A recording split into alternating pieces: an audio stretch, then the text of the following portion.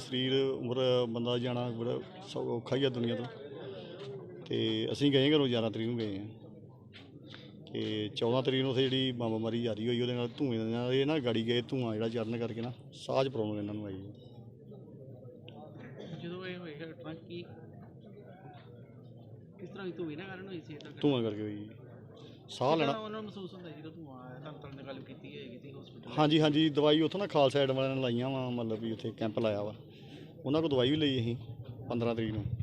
ਦਵਾਈ ਵੀ ਖਾਂਦੇ ਰਹੇ 2 ਦਿਨ, ਇੱਕ ਦਿਨ ਦਵਾਈ ਖਾਧੀ ਆ ਤੇ ਰਾਤ ਨੂੰ 15 ਨੂੰ ਵੀ ਤਕਲੀਫ ਹੁੰਦੀ, 16 ਨੂੰ ਕੱਲ੍ਹ ਫਿਰ ਜ਼ਿਆਦਾ ਇਹਨਾਂ ਨੂੰ ਜਿਹੜੀ ਹੋਈ ਆ। ਕਹਿੰਦੇ ਅੱਗੇ ਵੀ ਅੰਦੋਲਨ ਤੇ ਜਾਂਦੇ ਰਹੇ ਕਾਫੀ, ਹਾਂਜੀ 2020 ਵਾਲੇ 'ਚ ਵੀ ਕਾਫੀ, ਪਹਿਲਾਂ ਵੀ ਜਾਂਦੇ ਰਹੇ ਆ, ਬਾਅਦ 'ਚ ਵੀ ਜਾਂਦੇ ਰਹੇ ਆ, ਜਿੱਦਾਂ ਰੇ ਰੋਕੂ 'ਤੇ ਹੀ ਜਾਂਦੇ ਰਹੇ ਆ, ਸਾਰੇ ਤਾਂ ਹੀ ਜਾਂਦੇ ਰਹੇ, ਉੱਥੇ ਸੱਦਾ ਆਉਂਦਾ ਰਿਹਾ ਜਿੰਨੇ ਉਦੋਂ ਹੀ ਜਾਂਦੇ ਰਹੇ। ਸਭ ਪਿੰਡ 'ਚ ਇਹਨਾਂ ਦੇ ਪਰਿਵਾਰ 'ਚ ਕੌਣ? ਪਰਿਵਾਰ 'ਚ 2 ਜੀ ਇਹਦੇ ਘਰ ਦੀ ਪਹਿਲਾਂ ਡੈਥ ਹੋ ਗਈ ਕਾਫੀ ਚਿਰ ਪਹਿਲਾਂ ਜੀ, ਬੱਚਾ ਨਹੀਂ ਕੋਈ ਇਹਨਾਂ ਦੇ ਹੋਇਆ ਉਦੋਂ, ਅਤੇ ਫਿਰ ਭਤੀਜਿਆਂ ਦੇ ਨਾਲ ਹੀ ਰਹਿੰਦੇ ਸੀ ਆਪਣੇ ਨਾਲ, ਕਸ਼ਮੀਰ ਸਿੰਘ ਦੇ ਨਾਲ ਹੀ। ਆਰਥਿਕ ਹਾਲਤ ਕਿੱਦਾਂ ਦੀ ਇਹਨਾਂ ਦੀ?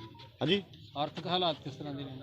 ਜ਼ਮੀਨ ਥੋੜ੍ਹੀ ਸੀ, ਬਹੁਤੀ ਛੋਟਾ ਜ਼ਿਮੀਂਦਾਰੀ ਸੀ ਜੀ, ਅਤੇ ਦੁੱਧ ਵੇਚ ਕੇ ਉਹ ਡਰਾਈਵਰ ਹੀ ਭਤੀਜਾ ਵਿਚਾਰਾ, ਉਹ ਬਾਹਰ ਕਰਦਾ ਕੰਮ, ਇਹ ਘਰ ਖੇਤੀਬਾੜੀ ਡੰਗਰ ਵੱਸਾ ਸਾਂਭਦਾ ਜੀ। ਤੇ ਉੱਥੋਂ ਹੋ ਗਏ ਕਿਹੋ ਜਿਹੇ ਹਾਲਾਤ? ਹਾਲਾਤ ਬਹੁਤ ਮਾੜੇ ਆ ਜੀ ਉੱਥੇ, ਹਾਲਾਤ ਉਹ ਪਛਾਣ ਹਟਦੀ ਨਹੀਂ ਸਰਕਾਰ ਜੀ। ਵੱਡੇ ਵੱਡੇ ਇਸ਼ਤਿਹਾਰ ਕੱਢੇ ਜਾ ਰਹੇ ਨੇ ਕਿ ਇੰਨਾ ਕੁਝ ਅਸੀਂ ਕਰਤਾ, ਫੇਰ ਕਿਸਾਨਾਂ ਦਾ ਅੰਦੋਲਨ ਕਿਉਂ? ਅਸੀਂ ਪੁੱਛਣਾ ਚਾਹੁੰਦੇ ਹਾਂ, ਤੁਸੀਂ ਇੰਨਾ ਕੁਝ ਕਰਤਾ, ਕਿਸਾਨ ਖੁਦਕੁਸ਼ੀਆਂ ਕਿਉਂ? ਸਾਡੇ ਰੋਜ਼ ਕਿਸਾਨ ਖੁਦਕੁਸ਼ੀਆਂ ਕਰ ਰਹੇ ਨੇ। ਜਿਹੜੇ ਲੋਕੀ ਸੰਘਰਸ਼ ਲਈ ਨਿਕਲੇ ਨੇ ਉਹ ਸੌਖੇ ਥੋੜੀ ਨੇ, ਉਹ ਘਰਾਂ ਤੋਂ ਕਿਵੇਂ ਨਿਕਲੇ ਆ? ਕਿੰਨੇ ਦਿਨ ਹੋ ਗਏ ਸੜਕਾਂ ਤੇ ਸਾਨੂੰ ਦਿਨ ਕੱਟਦਿਆਂ ਨੂੰ, ਔਰ ਉੱਥੇ ਇੱਕ ਸਾਡੇ ਸਾਥੀ ਵਿਛੜ ਵੀ ਗਏ ਨੇ। ਤੇ ਉੱਥੇ ਜਿਹੜੇ ਹਥਿਆਰ ਵਰਤ ਰਹੇ ਆ, ਸੋਚੋ ਤੁਸੀਂ, ਹਥਿਆਰ ਉਹ ਵਰਤੇ ਜਾ ਰਹੇ ਆ ਜਿਹੜੇ ਸਿਵਲੀਅਨ ਲੋਕਾਂ ਦੇ, ਆਪਦੇ ਦੇਸ਼ ਦੇ ਲੋਕਾਂ ਦੇ ਨਹੀਂ ਵਰਤੇ ਜਾ ਸਕਦੇ। ਪਾਇਲਟ ਗੰਨਾਂ ਵਰਤ ਰਹੇ ਨੇ, ਸਿੱਧੇ ਫਾਇਰ ਮਾਰ ਰਹੇ ਆ, ਰਬੜ ਬੁਲਟ ਮਾਰ ਰਹੇ ਆ। ਉਹਦੇ ਨਾਲ ਲੋਕੀ, ਰਬੜ ਬੁਲਟ ਨੂੰ ਅਸੀਂ ਹਲਕੇ 'ਚ ਨਹੀਂ ਲੈ ਸਕਦੇ। ਇੱਕ ਮੁੰਡੇ ਦੀ ਅੱਖ ਨਿਕਲੀ ਆ, ਇੱਕ ਜਣੇ ਦੇ ਸਿਰ 'ਚ ਟੁੱਟੀ ਹੋਈ ਆ, ਡਾਕਟਰ ਉਹਦਾ ਆਪਰੇਸ਼ਨ ਨਹੀਂ ਕਰ ਰਹੇ, ਕਹਿੰਦੇ ਜੇ ਕੱਢਿਆ ਤਾਂ ਕੰਮ ਖਰਾਬ ਹੋ ਸਕਦਾ। ਉਹਦੇ ਸਿਰ 'ਚ ਪਈ ਆ ਬੁਲਟ। ਤਾਂ ਇਸੇ ਤਰ੍ਹਾਂ ਖਨੌਰੀ ਬਾਰਡਰ ਦੇ ਉੱਤੇ ਸਾਡੇ ਹੀ ਹੈਗੇ ਨੇ ਬਲਾਕ ਦੇ ਪ੍ਰਧਾਨ ਪਤਨਾ ਦੇ, ਉਹਨਾਂ ਦੀ ਲੱਤ ਦੀਆਂ ਦੋਨੋਂ ਹੱਡੀਆਂ ਤੋੜੀਆਂ ਇਸ ਨਾਲ, ਗੋਲੇ ਨਾਲ, ਜਿਹੜਾ ਅਥਰੂ ਗੈਸ ਦਾ ਗੋਲਾ ਉਹਨੇ ਪੈਰਾਂ 'ਚ ਮਾਰਿਆ, ਉਹਦੀਆਂ ਦੋਨੋਂ ਹੱਡੀਆਂ ਟੁੱਟੀਆਂ। ਤੁਸੀਂ ਸੋਚੋ, ਗੋਲਾ ਉਹ ਧੂਆਂ ਛੱਡਣ ਲਈ ਬਲਾਸਟ ਕਰਨ ਲਈ ਹੈ, ਉਹ ਬਲਾਸਟ ਕਰ ਰਹੇ ਨੇ, ਉਮੀਦ ਨਾਲ ਸਾਰਾ ਕੁਝ ਕਰਦੇ ਆ। ਅਸੀਂ ਗੱलबात भी करन जावांगे तो उम्मीद नाल ही जावांगे। बहुत अजीब लगता है जब किसी कार्य को करने के लिए आप निकलते हैं घर से साथी के साथ, और आपके साथी बीच में ही साथ छोड़ के चले जाते हैं।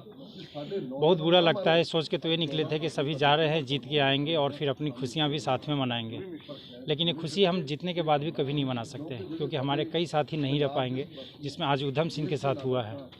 अभी तक हमारे ज्ञान सिंह के साथ हुआ है, और अभी जो सरकार की रवैया है उस हिसाब से तो लगता है कि उसको एक तानाशाह का लत लग गया है। दुनिया के तानाशाह में सबसे पहली प्राथमिकता ये रहता है कि उसके नाम से कितनी मौतें हो चुकी है।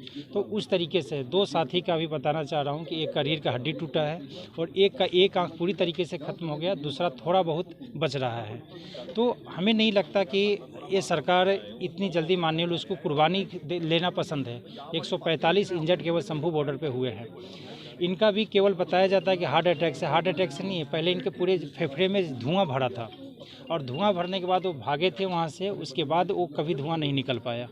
तो मेरा ये कहना है कि सरकार ये क्या चाहती है? अगर कुर्बानी चाहती तो हम ऐसे भी दे देंगे, लेकिन हमें इस तरह से तरपा के लेने की क्या ज़रूरत है? बस यही है कि इनकी आत्मा को शांति दे मिले। अब आज भी जैसे कल भी मीटिंग का समय है, आपको क्या लग रहा है कि ये आंदोलन ये पंजाब के सीमित ही रह चुका है? हम लोग सरकार को बोल रहे हैं कि कुछ तो बोलिए, किसी मुद्दे पे 3-4 मुद्दे, स्वामीनाथन, MSP की गारंटी, किसान की कर्ज माफ़ी या 10,000 रुपया की, तो कुछ तो बोले। वो हर बात पे यही कहते हैं कि नहीं कमेटी बना दीजिए, कमेटी बना दीजिए। कमेटी तो स्वामीनाथन का भी बना था, 2005 में ही रिपोर्ट आ गई थी 2200 पेजों में, अभी तक उसका क्यों नहीं लागू किया गया? कमेटी बनाना ही था तो 2022 में भी बन गए थे, कमेटी से क्या निकला? कुछ नहीं निकला।